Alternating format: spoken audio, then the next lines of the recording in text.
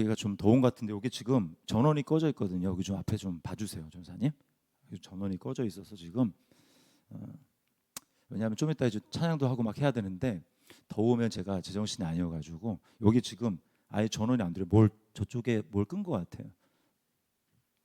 자, 이 시간에 우리 하나님을 감동시키는 믿음이라는 제목으로 우리 하나님의 은혜를 또 주님의 음성을 듣는 시간이 됐으면 좋겠습니다. 우리가 이거는 이제 제가 설교 들어가기 전에 지금 이제 올라오면서 든 마음인데 우리 믿음은요 계속 유동적입니다. 믿음은 고정되어 있는 게 아니에요. 그래서 어떨 때는 내가 큰 믿음이 됐다고 해도 어떨 때는 또 믿음이 거의 없는 것처럼 바닥을 기기도 하고 적은 믿음이 됐다가도 그렇게 믿음은 좀 유동적입니다.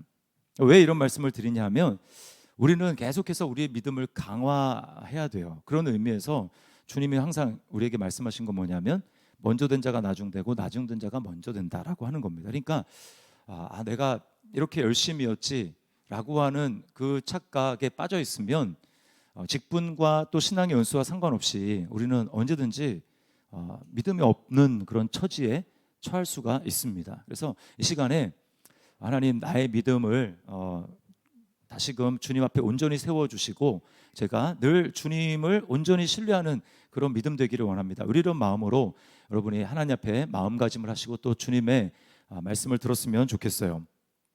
예수님은 가는 곳마다 기적을 일으키셨습니다. 그리고 사람들은 그 기적에 반응을 했어요. 그 예수님이 기적을 베푸신 것은 예수님이 어떤 분이신지를 나타내는 것입니다. 그리고 주님은 그 기적을 베푼 것보다도 자신을 이렇게 드러내셨는데 기적을 베풀어서 자신을 드러내신 것에 사람들이 어떻게 반응하는가 거기에 주님은 매우 관심이 많으셨어요. 예수님은 고향에서도 이렇게 기적을 베풀었는데 고향에서는 사람들이 예수님이 기대하는 것과 같은 그런 반응을 보이지 않았습니다. 사람들이 반응이 별로 신통치 않았어요. 다른 곳에서는 똑같은 일을 했으면 하나님을 찬양하고 막 하는 그런 놀라운 사람들의 반응이 있었는데 고향에서는 그런 일들이 거의 있지 않았습니다. 그래서 마가복음 6장 5절에서 이렇게 말씀하고 있어요. 그들이 믿지 않음을 이상히 여기셨더라. 여기 이상히 여겼다라고 하는 말이 오늘 본문 10절에 나오는 놀랍게 여겼다라는 말과 똑같은 단어입니다. 그러니까 주님이 놀라신 거예요. 이 정도 내가 기적을 베풀었으면 사람들의 반응이 이렇게 나타나야 되는데 그런 반응이 전혀 나타나지 않는 걸 보고 이상히 여겼다고 했지만 사실은 놀란 것입니다. 자, 그리고 오늘 본문에서 10절은 또 다른 의미에서 주님이 놀라셨다고 하는데 자, 10절을 우리 다시 한번 읽어보겠습니다. 10절 시작. 내가 진실로 너희에게 이르노니 이스라엘 중 아무에게서도 이만한 믿음을 보지 못하였노라. 못하였노라.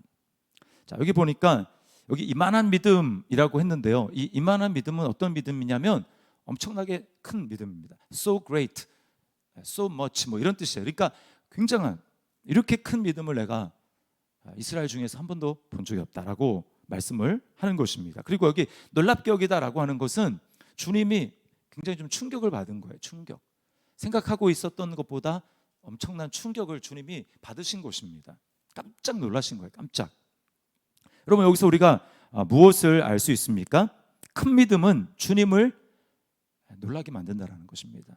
큰 믿음은 주님을 놀라게 만들고 주님을 놀라게 한다는 것은 다른 말로 하면 주님을 감동시킨다라는 거예요. 여러분 예수님은 하나님이십니다. 믿습니까? 네, 예수님은 하나님이세요. 그 말은 예수님은 모든 것을 아시고 예수님은 완벽하시고 전능하신 분이십니다. 그런 분에게 놀라움을 드릴 수 있는 게 뭐가 있겠어요? 그러나 딱 하나, 큰 믿음을 가지고 주님이 하신 일에 반응을 하게 될 때 주님은 거기에 놀라신다, 감동을 받으신다라는 거예요. 마태복음을 쭉 읽어나가다 보면 예수님이 큰 믿음에 놀라시고 또 충격을 받으시는 장면이 또 나옵니다. 그게 뭐냐면 이제 가나안 여인의 믿음이에요. 그 사람도 가나안 여인이니까 이방인입니다. 이방인. 다른 데서는 수로보니게 여인이라고 하는데 이방인이에요. 근데 그 이방인에게 예수님은 지금 다른 목적을 가지고 지금 이제 유대를 벗어나서 그 곳에 제자들에게 집중하시고 제자들을 가르치시고 그들의 믿음을 이제 십자가를 지기 얼마 안 앞두고 그들을 이제 양육하시고 그게 집중하고 계시는데 그 여인이 뜬금없이 나타나서 큰 소리로 예수님을 부르지 않습니까? 내 딸이 흉악하게 귀신 들렸습니다. 내 딸을 고쳐주십시오라고 주님 앞에 요청을 합니다. 그러자 예수님이 뭐라고 합니까? 자녀의 떡을 취하여 개에게 던지는 것이 마땅하지 않다. 너 지금 내 자녀에게 줄 떡을 네가 가로채는 거야.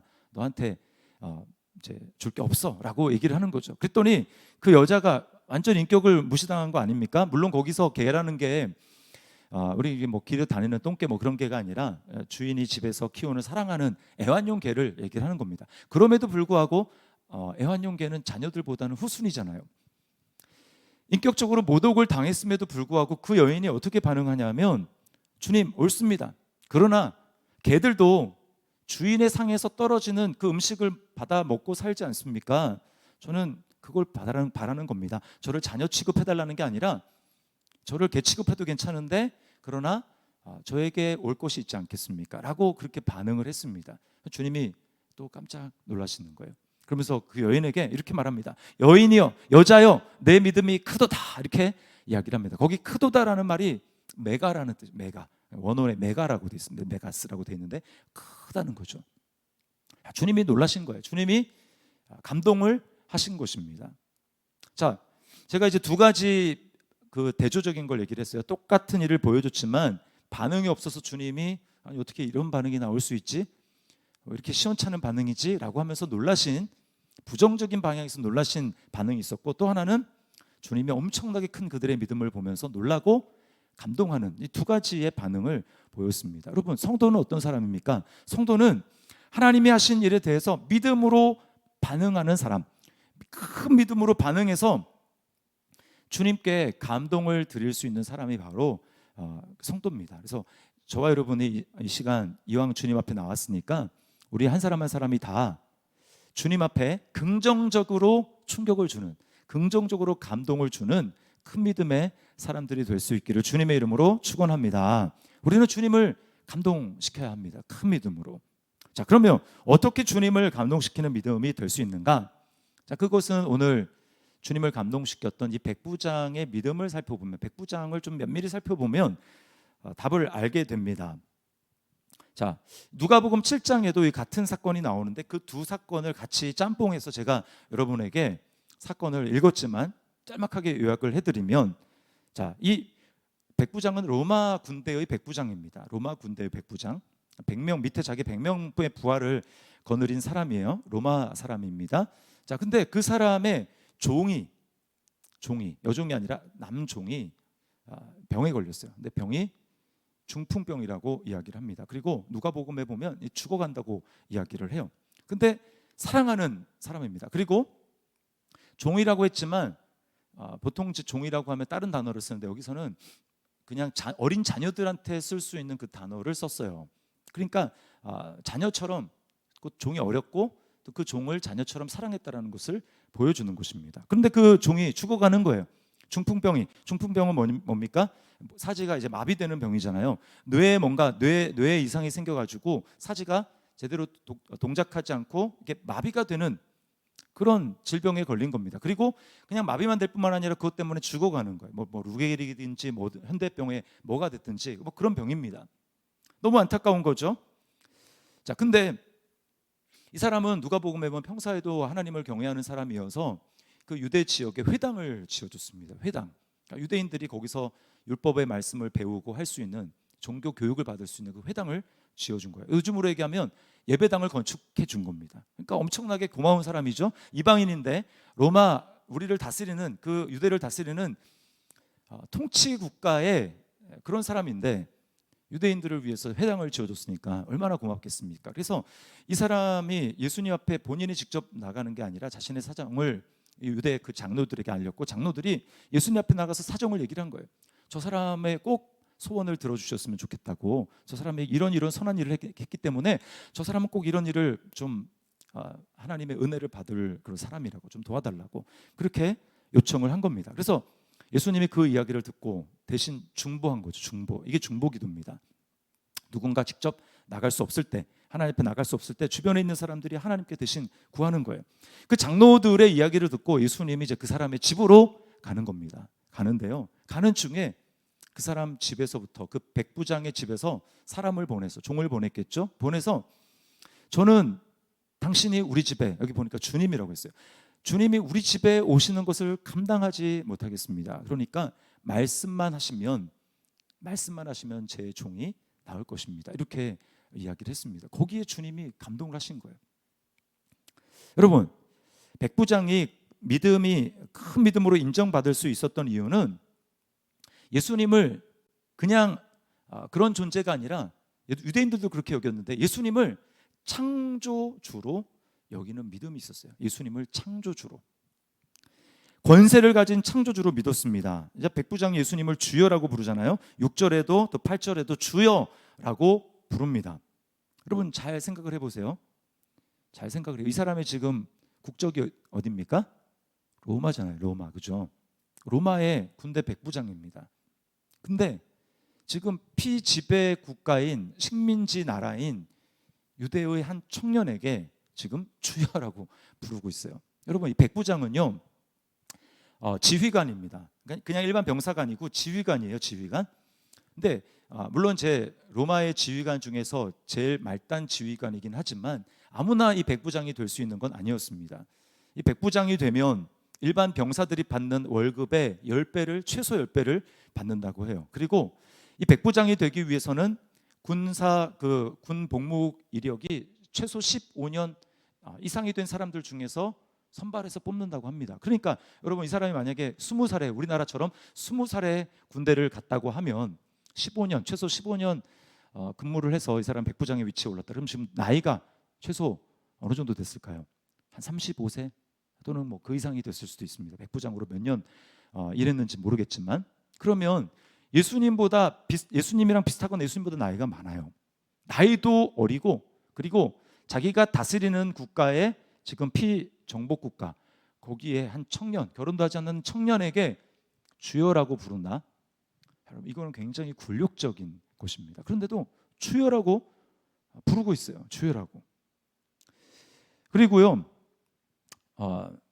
이 사람 자신의 뒤에는 어마어마한 황제의 권세가 있지 않습니까? 그런데 예수님에게는 그런 권세가, 눈에 띄는 권세가 없었어요. 대단한 고백인 것입니다. 그리고요, 주여라고 부르는 것뿐만 아니라 이 사람의 고백을 들어보면 더 놀라게 되는데, 자, 말씀만 하면 하인이 나을 것이다, 이렇게 이야기하지 않습니까? 자, 우리가 9절을 다시 한번 읽어보겠습니다. 자, 9절 같이 읽습니다. 시작. 나도 남의 수하에 있는 사람이요, 내 아래에도 군사가 있으니 이더러 가라 하면 가고 저더러 오라 하면 오고 내 종더러 이것을 하라 하면 하나이다. 자, 여기 주목할 단어는 수하에 있는 사람이라는 거예요. 수하에 있다. 이게 원문을 찾아보면 권세 아래 있다라는 뜻입니다. 권세. 자, 그러니까 이 사람은 지금 예수님을 바라보는데 어떤 시각으로 예수님을 바라보고 있냐면 권세의 측면에서 예수님을 바라보고 있는 거예요. 자기도 자신을 조직 아래 있는, 군대의 조직 아래 있는 권세의 측면으로 자신을 이해하고 있습니다. 자, 로마에서 가장 큰 권세를 가진 사람은 누굴까요? 황제겠죠, 당연히. 황제 밑에, 군대로 따지면 로마에서 가장 큰 부대의 단위는 군단이었다고 합니다. 군단. 그러니까 군단장이겠죠. 황제 밑에 군단장이 있고, 군단장 밑에 또 뭐가 있고 뭐가 있고, 그리고 결국 내려와서 자기 백부장의 권세까지 있단 말입니다. 그러니까 누군가 황제가 자, 가라라고 하면 그 권세라는 건 뭡니까? 그 사람의 신분과 지위가 가지고 있는, 그래서 그 사람의 신분과 지위로 내가 동원할 수 있는 능력, 그게 바로 권세를 얘기를 하는 거죠. 황제로서 내가 동원할 수 있는 능력, 그 권세가 있지 않습니까? 그 권세 앞에 사람들이 복종하는 거거든요. 그럼 군단장으로는 군단장으로서의 권세가 있습니다. 백부장은 백부장의 권세가 있는 거예요. 그 백부장 밑에 있는 병사들은 백부장이 가지고 있는 그 권세 때문에 야, 와라 그러면 와야 되고요, 가라 그러면 가는 것입니다. 그 권세에 복종하는 거예요. 자, 그러면 지금 이 사람이 나한테도 그런 권세가 있는데, 그래서 이렇게 군대 안에서 그 권세 때문에 복종하고 또 명령을 하기도 하는데, 지금 예수님에게 나도라고 했으니까 예수님에게도 이걸 지금 그대로 적용시키고 있다라는 거예요. 그러니까 뭡니까? 예수님을 주여라고 했을 뿐만 아니라 예수님 당신에게는 권세가 있습니다라고 지금 이야기를 하고 있는 거예요. 여러분 잘 보세요. 지금 오라 하면 오고 가라 하면 가고 하는 이 명령, 그러면 예수님은 지금 권세를 가지시고 누구에게 지금 명령하시는 겁니까? 백부장에게 명령하십니까? 아니죠. 그죠? 백부장은 지금 요청하고 있고 예수님이 오셔서 명령을 내릴 대상은 다른 사람입니다. 그러면 예수님이 명령을 내리실 대상은 지금 백부장이 아니고, 그다음에 그러면 병이 걸린, 지금 중풍병이 걸려 있는 종입니까? 종이 맞긴 한데 그것도 엄밀하게는 맞잖아요. 왜냐하면 권세가 있다면 자기 종에게 자기가 권세 있지 않습니까? 그럼 자기가 명령할 수 있는데 엄밀하게는 그 종도 예수님이 명령을 내리시는 그게 아니라는 거예요. 그럼 더 뭐에게 지금 예수님이 권세가, 당신이 지금 권세 있다라고 하면서 주여라고 부르고 있는가? 그것은 바로 그 종에게 질병을 일으킨 뇌에 있는 어떤 문제, 즉 신체를 이루고 있는 어떤 질서, 그 질서에 대해서 명령을 내려 지금 혼란스러워져서 질병을 유발한 그 잘못된 혼란, 잘못된 무질서에 대해서 명령을 내려서 그 질서를 바로잡아 질병을 고칠 수 있는 권세를 가지신 분으로 예수님을 인식하고 있는 것입니다. 이해가 되세요? 지금 예수님을 당신은 권세가 있는 분입니다 라고 하면서 예수님을 주님이라고 이가 고백하고 있는 데는 예수님을, 즉 하나님이 만드신 질서를 바꾸고 그 명령이면 질서까지도 변화시킬 수 있는 권세를 가지신 분, 다른 말로 얘기해서 이 세상의 피조세계의 질서를 바꿀 수 있는 창조주로서 예수님을 지금 주님이라고 고백하고 있는 거예요. 엄청난 고백이죠. 엄청난 고백입니다. 여러분, 예수님은 이 세상을 창조하신 창조주이십니다. 여러분 믿습니까? 창조주이시기 때문에 예수님은 말씀만 하시면은 그냥 고쳐지는 거예요. 예수님이 창조할 때 요한복음 1장에 보면 지으신 것이 하나도 그가 없이는, 예수님이 없이는 된 것이 없다라고 말씀을 합니다. 그러니까 아버지 하나님과 함께 태초에 세상이 생겨나기 전에 이 세상을 창조하신 분이 바로 예수님이에요. 빛이 있으라, 하늘에는 궁창이 있으라, 그리고 하늘에는 낮에는 해가, 태양이, 밤에는 달이 이 세상을 밝게 비춰라. 그래서 예수님이 그렇게 명령하셨기 때문에 낮과 밤이 생긴 것입니다. 그 외에도 모든 것들을 다 만드셨어요. 다 명령하셨습니다. 그것을 예수님이 창조주라는 걸 보여주는 게 성경에 많이 나오죠. 바람이 불고 갈릴리 호수에 막 물결이 엄청나게, 파도가 엄청나게 높게 칠 때 예수님이 주무시다가 일어나셔서 뭐라고 명령하십니까? 바람아 잔잔하라, 파도야 잔잔하라. 예수님의 그 명령을 본 사람들이 아마 웃었을지도 몰라요. 그러나 그 명령 앞에 바다와 파도가 잔잔해졌습니다. 제자들이 그 앞에서 엎드려서, 야, 이분이 도대체 누구시기에 바람과 파도도 순종하는가, 이렇게 얘기를 했죠. 누구십니까? 예수님은 창조주 하나님이신 거예요. 창조주 하나님. 지금 백부장의 믿음을 크다고 얘기하고 그 백부장의 믿음이 놀라운 역사를 일으켜낸 이유는 그 백부장이 예수님을 창조주 하나님으로 믿었기 때문에, 반응했기 때문에, 그렇게 고백했기 때문에 그런 역사가 일어난 것입니다. 여러분, 반대로 얘기하면 우리의 믿음이 제대로 작동하지 않는 이유도 똑같습니다. 예수님을 권세 있는 분으로 제대로 인식하지 못하기 때문이에요. 예수님은 하나님으로서 모든 권세를 가지신 분이고요, 그분의 말씀대로 창조된 피조물, 나는 그런 사람이다 라고 인정해야 됩니다. 그래서 이 백부장처럼 말씀만 하십시오. 말씀만 하십시오. 그러면 내 하인이 낫겠습니다. 내 하인 안에 잘못된 질서가 주님의 말씀의 명령 앞에 바로 잡혀질 것입니다. 이렇게 말씀하고 있는 것입니다. 여러분, 예수님을 주인으로, 하나님을 주인으로 믿는 믿음은 하나님이 모든 것을 마음대로 주관하시고 다스릴 수 있다라고 하는 것을 고백하고 실제로 그렇게 받아들이며 살아가는 거예요. 자, 이것을 이제 예로 들어서 바울 사도는 로마서 9장에 보면 토기를 만드는, 그 도자기를 만드는 도공과 이 도자기, 만들어진 도자기 그릇의 비유를 들고 있습니다. 여러분, 이제 저는 한 번도 직접 보지 못했어요. 영화에서 드라마에서 봤는데, 도자기를 만드는 그 도자기 공예가, 그 사람이 어떤 도자기는 하얀색 점토로 만들어 가지고 백자를 만듭니다. 주둥이가 긴 또는 널찍한 그런 백자를 만들어요. 또는 거기다가 푸른색 염료를 더해 가지고 어떤 건 청자로 만듭니다. 백자와 청자 같은 것은 집안에 잘 보이는 뭐 서재라든지 거실이라든지 그런 곳에 장식용으로 보면서 아 예쁘구나, 아 참 멋있다 이렇게 보는 것이죠. 그런가 하면 또 어떤 것은 진흙으로 항아리를 만들어서 거기에 김치를 담는 용도로 씁니다. 그러면 그 항아리 독은 어디에 둡니까? 옛날 같으면 한겨울에 바깥에 두는 거예요. 추운 겨울에 바깥에다 두는 것입니다. 그런가 하면 어떤 것은 조그맣게 해가지고 잿더리를 만들기도 합니다. 잿더리 만들어서 거기 어떻게 합니까? 그건 잿더리로 쓰는 거예요. 담뱃재를 털고 또는 담뱃불을 이렇게 뭉개가지고 끄는 용도로 쓰는 겁니다. 여러분, 왜 어떤 것은 청자로 만들고 어떤 것은 백자로 만들고 왜 그렇게 합니까? 누구 마음이에요?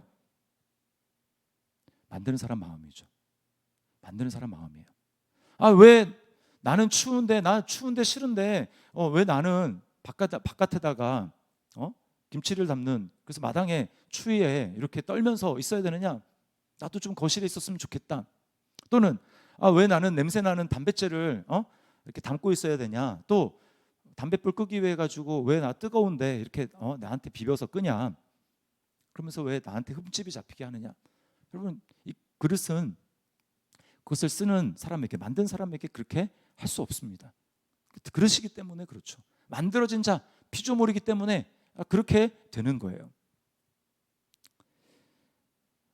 그 그릇 입장에서는 마음에 안 들 수 있습니다. 나도 좀 우아하게 서재나 거실의 한 켠에 사람들이 주목을 받으면서 멋있다. 나도 이런 자리에 있고 싶다. 그럴 수 있지 않습니까?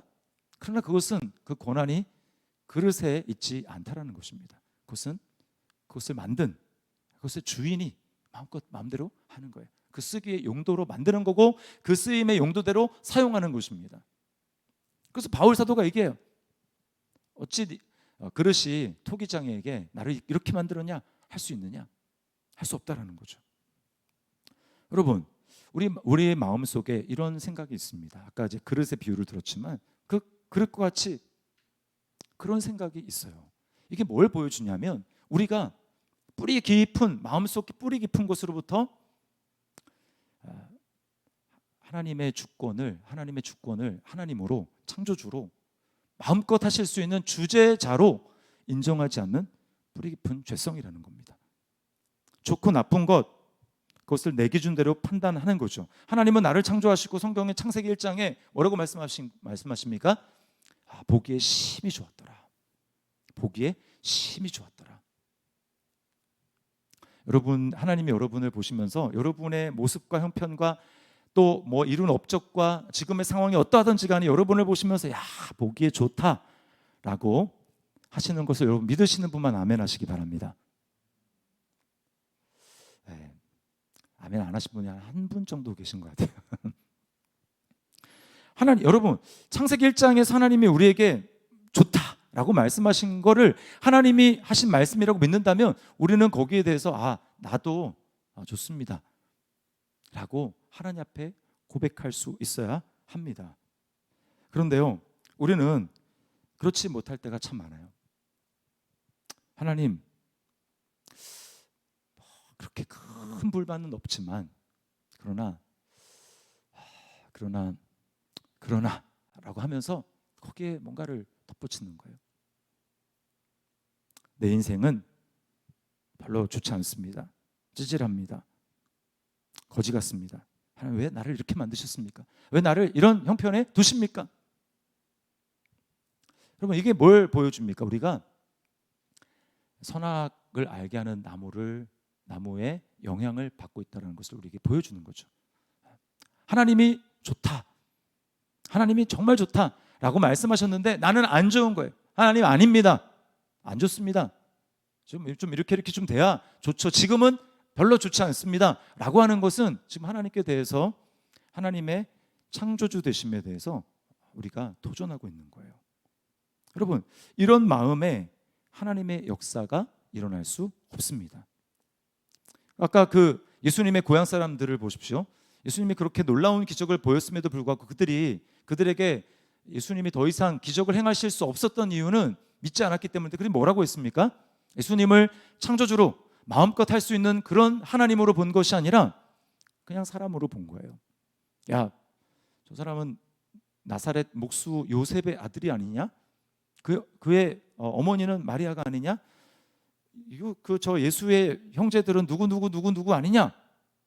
우리가 다 아는데 저 사람이 저런 능력이 어디서 나왔지? 막 하면서 예수님을 믿지 않았어요. 판단한 것이죠. 여러분, 우리에게 진짜 믿음의 역사가 일어나기 위해서는 하나님의 주권을, 하나님이 창조주되심을 있는 그대로 고백하고 받아들이고 선포할 수 있는 믿음이 있어야 합니다.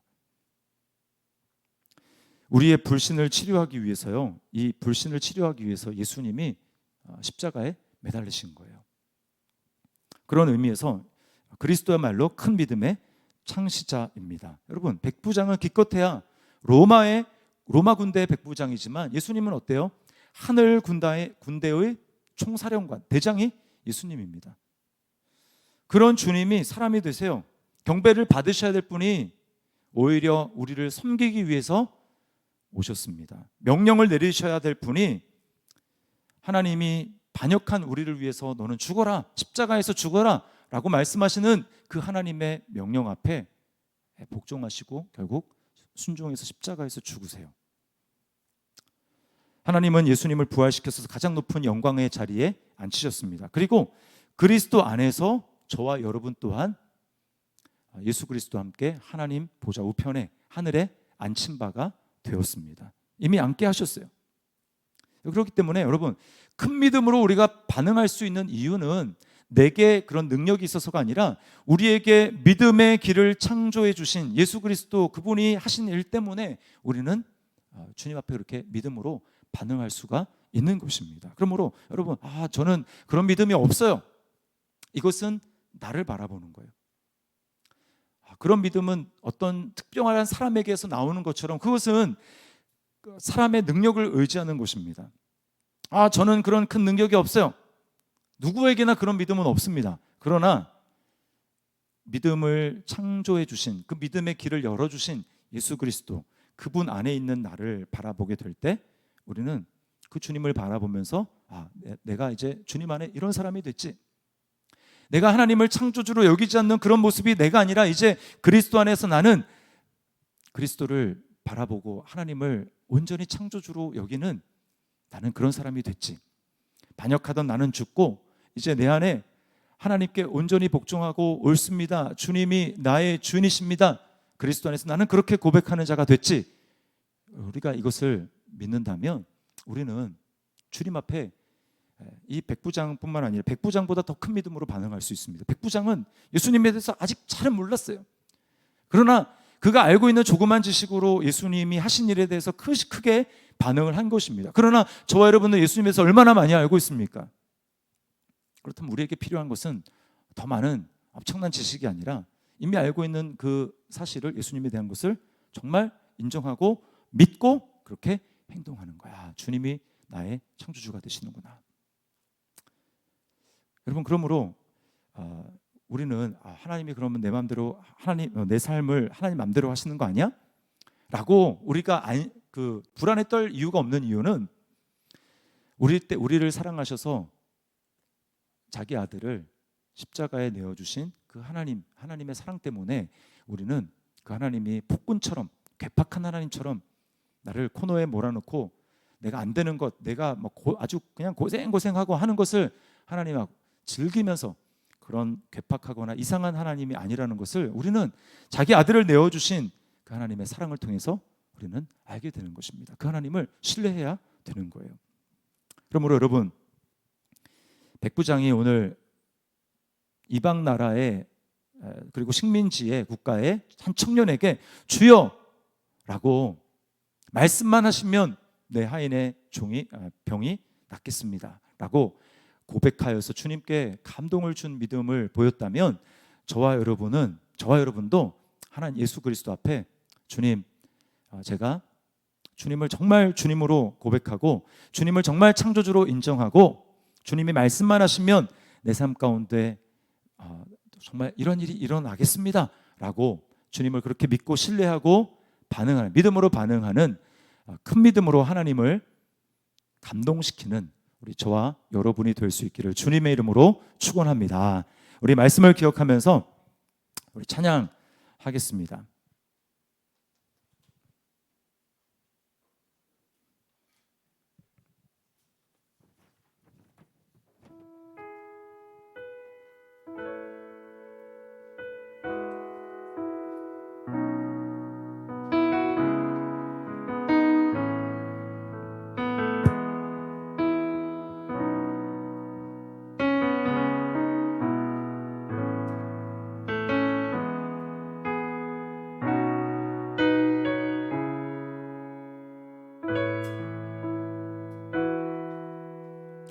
자, 우리 송축해 내 영혼이라는 찬양 하나님 앞에 드리면서 예수님을 나는 정말 입으로만 주님이라고 부르진 않는다. 창조주 하나님, 어떻게 해도 난 그것을 기쁨으로, 그것이 나를 향한 선한 계획이라고 믿고 제가 감사하고 받아들이고 그렇게 적극적인 믿음으로 반응하겠습니다. 우리 이런 마음을 가지고 우리 찬양 하나님 앞에 드렸으면 좋겠어요. 송축해 내 영혼.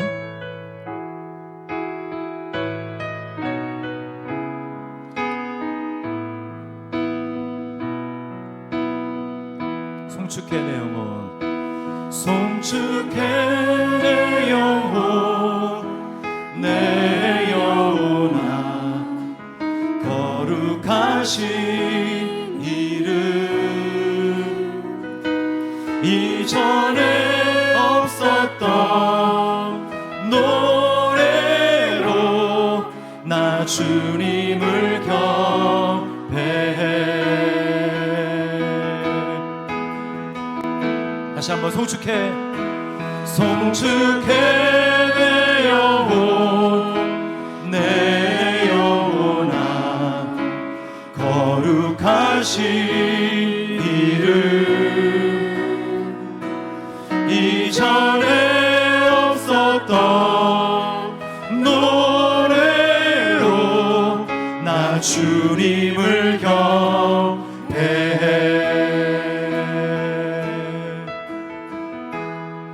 해가 뜨는 새 아침 밝았네. 이제 다시 주님 찬양.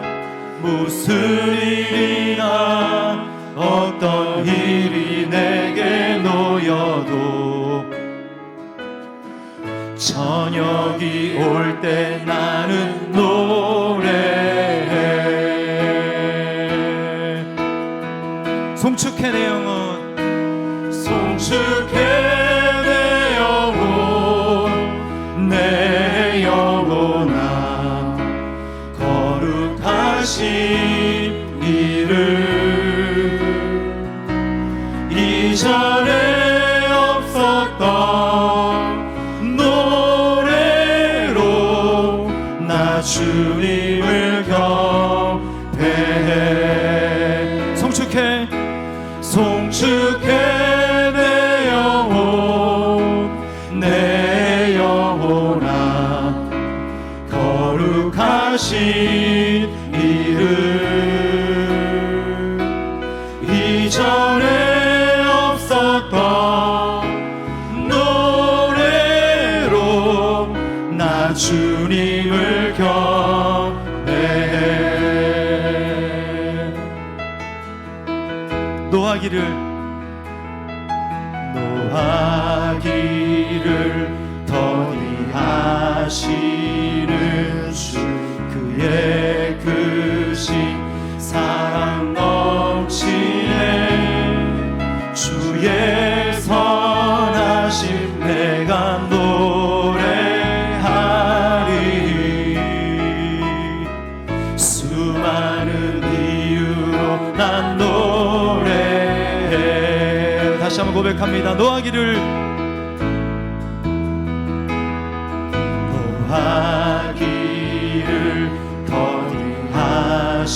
더디하시는 주, 그의 크신 사랑 넘치네.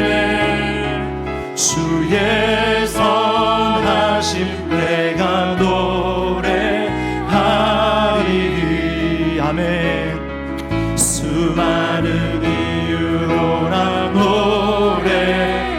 송축해 내 영혼, 송축해 내 영혼, 내 영혼아 거룩하신 이름. 이전에 없었던 노래로 나 주님을 경배해. 송축해, 송축해 내 영혼, 내 영혼아 거룩하신 이름. 이전에 없었던 노래로 나 주님을 경배해. 곧 그날에 나의 힘 다하고 나의 삶의 여정 마칠 때 끝없는 찬양 나 드리리라.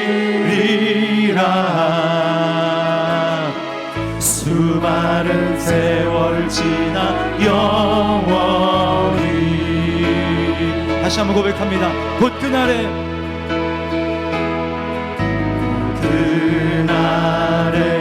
나의 힘 다하고 나의 삶의 여정 마칠 때 끝없는 찬양 나 드리리라.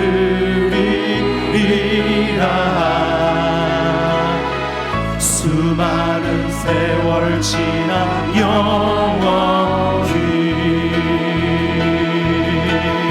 송축해, 송축해 내 영혼, 내 영혼아 거룩하신 이름. 이전에 없었던 노래로 나 주님을 경배해. 다시 한번 송축해, 송축해 내 영혼, 내 영혼아 거룩하신 이름. 이전에 없었던 노래로 나 주님을 경배해. 감사해 내 영혼, 감사해 내 영혼, 내 영혼아 거룩하신 이름. 이전에 없었던 노래로 나 주님께 감사해. 감사해. 다시 한번 감사해 내 영혼, 감사해 내 영혼, 내 영혼아 거룩하신 이름. 이전에 없었던 감사로, 이전에 없었던 감사로 나 주님을 경배해. 나 주님을 경배해. 나 주님을 경배해.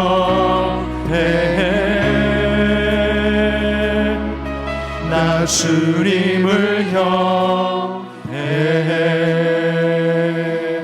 우리 시간에 말씀을 기억하면서 우리 하나님 앞에 회개하고 또 함께 감사했으면 좋겠습니다. 회개는 하나님을 정말 내 삶을 책임지시고 인도하시고 선한 길로 인도하시는 주님, 창조주 하나님 마음대로 이러실 수도 있고 저러실 수도 있고, 토기장이가 토기를 이런 모양으로 저런 모양으로 만들고 또 그 소용에 그 계획대로 이렇게 저렇게 사용할 수 있는 것처럼 하나님은 그러실 수 있는 분입니다. 하나님 왜 내 삶 가운데 이렇게 하십니까? 하나님 이건 아니죠. 하나님 이건 아닙니다. 저는 이것을 받아들이기 힘듭니다. 제가 이것에서만큼은 하나님께 감사가 잘 안 됩니다. 여러분, 그게 뭘 보여주는 것입니까? 하나님을 정말 주인으로, 창조주 하나님으로, 하나님이 아니면 내 삶도 없는 것이죠. 하나님이 나를 이 세상에 두시고 다 모든 것을 우리에게 주시지 않았습니까?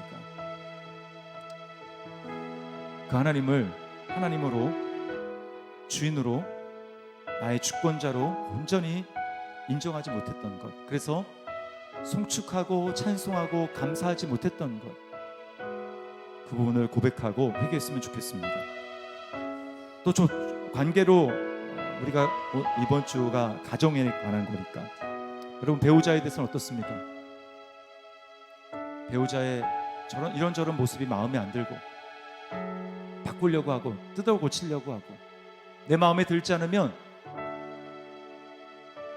독한 말로 아픔을 주고 상처를 주고, 여러분 그렇게 하지 않았습니까? 자녀에 대해서는 어떻습니까? 자녀의 삶을 내가 컨트롤하려고 하고 내 생각대로 안 되면, 내가 컨트롤하려는 대로 안 되면, 내가 생각한 대로 안 되면 하나님께 대해서 감사하지 못하고, 하나님 어떻게 이럴 수 있습니까? 또 내 처한 가정의 형편, 환경, 그 부분에 대해서는 어떻습니까? 그러면 이것들을 하나님 앞에 회개했으면 좋겠어요. 하나님 앞에 진정한 이 부분에 대한 회개와 하나님을 주인으로 인정하지 않는다면 우리 삶 가운데 진정한 믿음으로 반응하기가 어렵습니다. 하나님의 나를 향한 하나님의 놀라운 역사들이 일어나지 않고 나는 거기에 반응할 수가 없는 거예요. 이 시간 우리 주님 앞에 회개하고 돌이켜서, 주님, 이제 내가 내 마음대로 조종하고 통제하고 내 생각대로 되어야 된다고 주장하고 하지 않고 하나님께 맡기겠습니다. 어떻게 하나님이 이끌어 가시는지, 가정 가운데 배우자와 자녀와 가정의 환경과 형편이 어떻게 되든지 간에 하나님을 신뢰하고 주님께 맡기고 주님 앞에 기도하고, 그리고 하나님 행하신 일에 대해서 송축하고 감사하며, 그렇게 이전에 없던 찬송과 이전에 없던 감사로 하나님을 영화롭게 할 수 있도록 인도하여 주시옵소서. 주님, 내가 그렇게 회개하며 또 주님 앞에 감사하며 나가기를 원합니다. 우리 이런 마음을 가지고 우리 주님 이름 한번 부르시고 합심해서 우리 회개하고 또 감사하며 돌이키며 하나님 앞에 기도하며 나가도록 하겠습니다. 기도하시겠습니다. 주여